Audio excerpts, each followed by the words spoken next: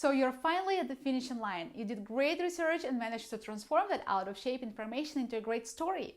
You wrote a compelling introduction and you're pretty sure your readers are going to stay with you till the end.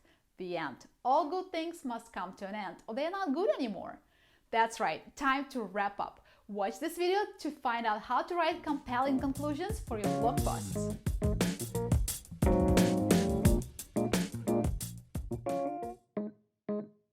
Hi there, my name is Katerina. I wrote a book for content writers called From Reads to Leads. It explains how to write content that brings leads. One chapter of this book is called Strong Punches Make Good Endings, and there I explore different ways on writing concluding sentences that linger in your readers' minds long after reading your content.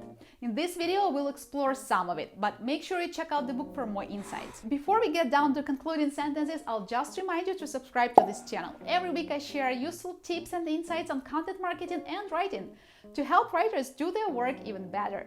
Click on the red button below to subscribe to this channel. How do you write great endings? First thing first, you must know your key message. What is the one thing that you want your readers to remember? If you can't answer this question, your idea is either a little fuzzy or you might be writing about it for the wrong reasons, such as search engine rankings. People don't want content made for search engines. They want content that answers their questions, solves their problems, and tells them something they don't know. To formulate your key message, finish the following sentences. I'm writing about this because. Think about why the world needs this content to exist. In conclusion, add your final say on the topic or sum up your argument. The takeaway from all of this is some of the main points that readers must remember. Now that you've learned about this, here's what you should do. Tell readers what to do with your advice. Here are a few types of endings that you can apply in your writing.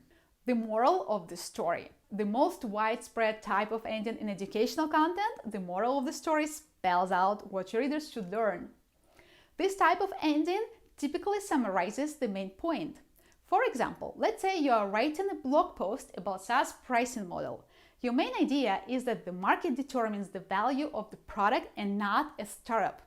In your article, you need to lead the reader to realize this main idea, and at the end, you can play your last card. Spell out your key message so that it becomes the moral of the story. Here's how you can end this article. Think carefully about your pricing model before you launch. But don't give yourself a hard time if it ends up killing your business. After all, it's not you who determines the value of your product, it's the market. The perfect loop. The perfect loop ties the ending of the story back to the beginning. The most successful Hollywood movies follow the structure of Joseph Campbell's monomyth, or the hero's journey. In the hero's journey, the hero always returns home from the adventures. Your story can work the same way. You started somewhere, then go far away, and then return back to where it all started. I use the perfect loop in the first chapter of my book, which, by the way, you can read on my website. Here's how I started it. Have you ever lived abroad? I mean, actually lived, not traveled. When you travel, you go away temporarily to switch off from your normal life and enjoy the moment in a new environment. But at some point, your trip ends and you go back home to how things were. Moving abroad is different from traveling. It changes your entire lifestyle, creating a sense of excitement and fear. And here's how I ended it. When you write directly to your reader, it makes them feel at home. And when people feel at home in a foreign country, they are no longer afraid. Instead, they feel comfortable and excited. The cliffhanger. You've seen this type of ending in movies. I don't know if you watched it, but there is a movie called The Old Guard that ends up with the cliffhanger. Its ending neatly sets the scene for a sequel. Will I watch the sequel? Sure I will. The way the director ended the movie made me curious to know what happens next. If you end your story with a sequel, you make your reader curious, so they will continue their journey on your website. A good cliffhanger raises a question and lets the reader know there is more to explore. It's a great solution if you are writing a series of blog posts that focus on one topic and unfold chapter after chapter like a good book. For example, let's say you're writing an article about business growth strategies. Here is how you can end up the story with a cliffhanger. You probably have questions about how you can implement these strategies.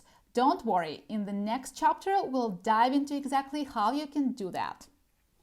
The action plan. The action plan gives your readers just that, a plan of actions. It's a great way to encourage your readers to act.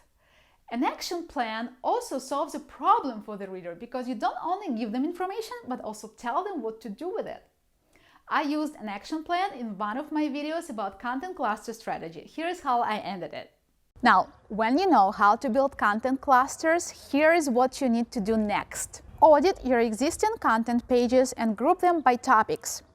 If needed, create pillar pages that capture all the aspects of your topics in single pages. Link your content clusters related to one topic to the pillar page about that topic and to each other. Identify any content gaps within your clusters and come up with new content ideas to fill them. Keep an eye on your library. Make sure it's always organized and up to date. The question. The question engine initiates a conversation with your readers. Many blog posts on the internet end up with questions. Not all questions get answered, but it doesn't mean that you shouldn't add your article with a question. If your blog doesn't have a large readership yet, you can answer your question yourself or ask somebody you know to answer the question. When people see other people's comments, they are more likely to post a comment themselves. Here is an example of an article that ends up with a question. Which of the above persuasive copywriting techniques will you try first? Will you convey authority or will you raise and resolve objections? Leave a comment below. So there you have it.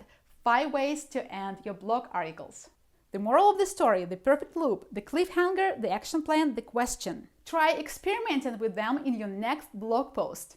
Before you go, make sure you also check out my video about how to write a great article and how to write a perfect introductory paragraph. I'll see you next time with a new video. Thank you for watching. Я Катерина. Пока-пока.